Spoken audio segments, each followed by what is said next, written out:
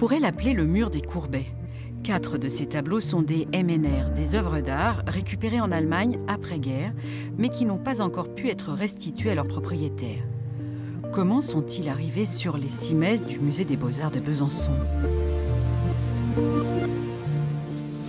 C'est dans les pages du Petit Comtois que l'on trouve la réponse. À l'automne 1952, une exposition Courbet est organisée à Besançon. Le Louvre prête à cette occasion des tableaux récupérés en Allemagne.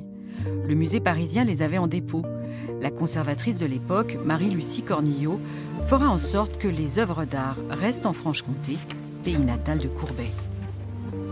Nous voilà en 2022, dans les coulisses du musée des Beaux-Arts. Là, chaque œuvre d'art a son dossier bien archivé. Pour les braconniers dans la neige de Courbet, un échange de courrier nous donne une piste pour tenter de trouver à qui ce tableau a été volé. Il y a une notice biographique sur ce Gustave Rochlitz. Il était quand même marchand d'origine allemande. Donc là, il faut qu'on prenne le temps de la lire. Parce que il est marchand, donc ça peut quand même être... Oui, c'est possible. Ou alors une vente sous contrainte. On appelle les ventes sous contrainte. Il y en avait beaucoup à cette période. Le voilà, ce braconnier dans la neige. Autre piste incontournable pour les enquêtes de provenance, le dos des tableaux. Là, on laisse les étiquettes toujours pour savoir tout simplement où il a été présenté. Là, c'est une étiquette du musée du Louvre, mais bien malin qui pourrait la dater. Ça peut être des années 50 comme ça peut être des années 30. Chasseur dans la neige. C'est très important d'avoir ces indications, de savoir aussi où elles ont été présentées avant la Seconde Guerre mondiale.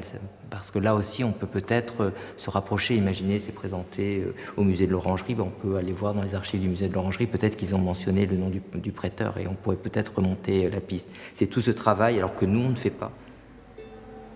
C'est le travail des chercheurs en provenance. Ils se rendent aux archives diplomatiques en banlieue parisienne. Le fonds récupération artistique est celui qui est le plus consulté.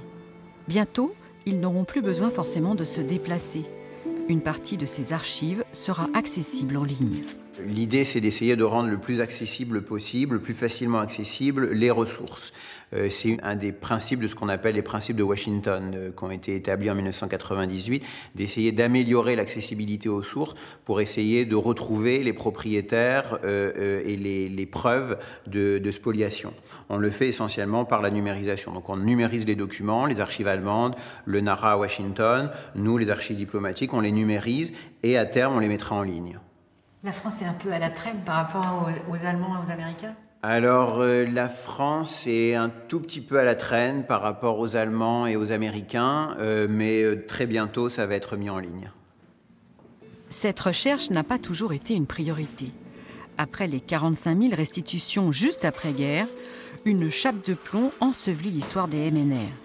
C'est seulement au milieu des années 90 que les consciences s'éveillent et que les recherches s'activent. Une commission, la CIVS, est créée en 1999 pour indemniser les victimes de spoliation.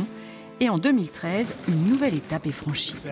La logique a toujours été celle d'une démarche volontaire des familles des ayants droit. Et aujourd'hui, j'ai demandé à ce qu'un groupe de travail soit constitué pour que ce soit le ministère de la Culture, les conservateurs des musées de France qui fassent des démarches proactives, volontaristes. C'est ici, à 2 pas du Louvre, en plein cœur de Paris, que la mission Zivi, une petite équipe du ministère de la Culture, est chargée de coordonner les recherches pour retrouver les descendants de ces hommes et de ces femmes qui ont été spoliés pendant la Seconde Guerre mondiale.